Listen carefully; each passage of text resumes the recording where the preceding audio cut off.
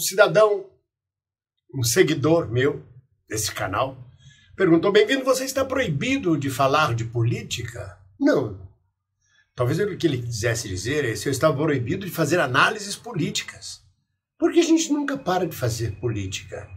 Nas coisas mais triviais, nas coisas mais simples, até numa receita de bolo, quando você vai dizer assim, por exemplo, olha, coloque farinha de trigo, 2 xícaras, aliás, não ponha 2 xícaras, põe 1 xícara só, vê se faz com menos farinha de trigo, porque o trigo está muito caro. Isso é uma questão política. Não há para onde correr, não há onde deixar de falar de política na vida das pessoas. Como é que você vai falar da história do Acre, por exemplo, da anexação do Acre ao Brasil, sem falar de política? É diferente, é claro, você não precisa falar que foi o PT que anexou o Acre ao Brasil. Nem que o Lula é culpado da gente ter perdido o Uruguai.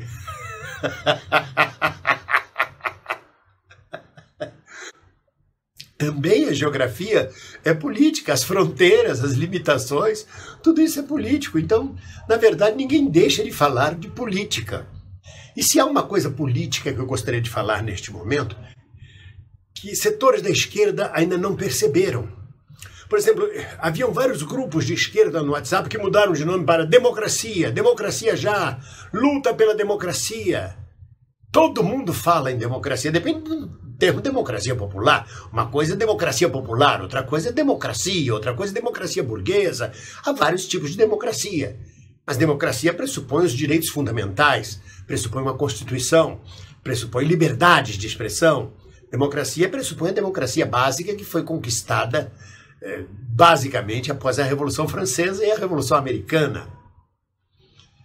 Então você transformar a eleição de Bolsonaro, que ocorreu dentro do ambiente democrático, por mais violência que tenha tido, mas por mais violência que tenha tido de grupos paramilitares, de grupos parafascistas, por mais virulenta que tenham sido os discursos da extrema-direita, as eleições ocorreram em clima democrático e nós participamos dela.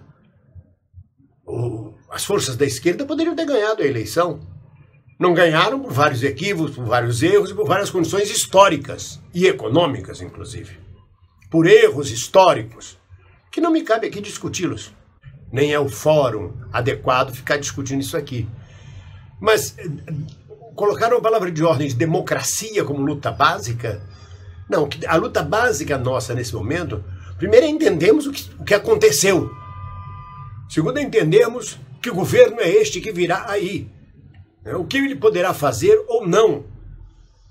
Qual é o tamanho do rompimento de valores até então estabelecidos. Mas a luta básica me parece que vai ser e que funciona, não é você ficar falando uma vaga palavra de democracia, queremos democracia. Já tem a democracia, a Constituição está funcionando ainda. O Judiciário, o Legislativo, as Forças Armadas, as instituições, pode não ser do nosso agrado, do meu agrado, do seu agrado, do agrado deste ou daquele, mas estão funcionando. A lei, a ordem, bem ou mal, estão funcionando. Há realmente transgressões pontuais. Num país de 210 milhões de habitantes, há transgressões pontuais que muitas vezes o próprio sensacionalismo de setores de esquerda transforma em generalizações, desesperos. Não é bem assim. Essa violência paramilitar, essa violência parafascista sempre existiu no Brasil desde 1940, 1930. O que deflagrou, por exemplo, a Revolução de São Paulo, a Revolução Paulista de 1932, foi a morte de 4 jovens universitários de São Paulo por forças conservadoras. Então, não é bem por aí. O que vai nos mobilizar vão ser a manutenção dos direitos sociais conquistados ao longo desse tempo. A manutenção dos direitos dos trabalhadores, dos direitos de quem produz. Não é nem dentro da lei, nem fora da lei. Ele está descobrindo que não é bem assim, que tem que agir de outra forma, que as instituições tolhem, que existe a lei. Agora mesmo se descobriu que a privatização, se ocorrerem, levaram anos para ocorrerem as privatizações. Não é uma coisa assim, está privatizado, está fora da lei, acabou isso, acabou aquilo. Então não é bem assim, não é bem assim. É possível, dentro da democracia que nós vivemos, com os instrumentos legais, tolher manifestações, tolher liberdade de expressão, tolher liberdade de manifestação, mas dentro da lei.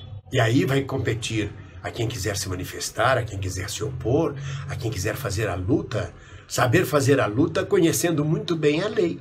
Como acontece nos Estados Unidos, a repressão do sistema é voraz. Você vê lá as pessoas protestando e sendo arrastadas, elas se jogam no chão para serem presas, são arrastadas e são presas, respondem a processo porque fizeram manifestação que era proibida por lei. E, entretanto, é considerada a maior democracia do mundo. E na maior democracia do mundo, se um guarda de trânsito lhe parar e você disser a ele qualquer gracinha, te joga no chão, te algema, te pisa em cima e te leva arrastado. E você vai dizer, é fascista? Não é fascista. É o processo da lei americana dentro da legalidade da chamada democracia. Então a gente tem que ter em mente muito claramente. O Zé Dirceu fez agora uma declaração dizendo que a luta será longa, dizendo que Bolsonaro tem apoio popular e dizendo que isso não é para pouco tempo, não. Para quem pensa que em 3, 4, 6 meses o governo cai. E se nós participamos das regras democráticas da eleição, nós temos que aceitar o jogo democrático da derrota. Temos que aceitar o jogo democrático eleitoral. Participamos dele. E quando perde, a gente faz o quê? Rasga a bola com um caco de vidro? Não, tem que jogar de novo. Tem que jogar de novo. A esquerda perdeu. Não adianta dizer, mas 38% não votaram, votaram em branco. E quem sabe como é a cabeça desses 38%? Quem disse que esses 38% votariam com a esquerda contra Bolsonaro? O fato é que Bolsonaro ganhou. E a esquerda perdeu. A extrema-direita ganhou, a esquerda perdeu. Mas o jogo continua, a bola está em campo. É preciso saber fazer o gol. Não adianta chorar pelo leite derramado.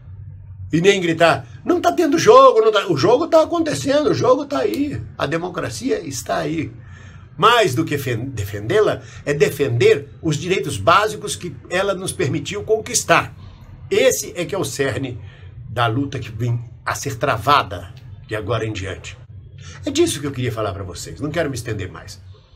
Depois dizem que eu não falo de política. Mas eu não sou político, eu sou um ator de teatro. Eu sou, antes de mais nada, um ator com grande passagem pela comédia, inclusive. Eu não gosto muito desse papo sério, não. Mas, olha, já está chegando aí a polícia, ó. Ó. Bom, diante disso, um abraço.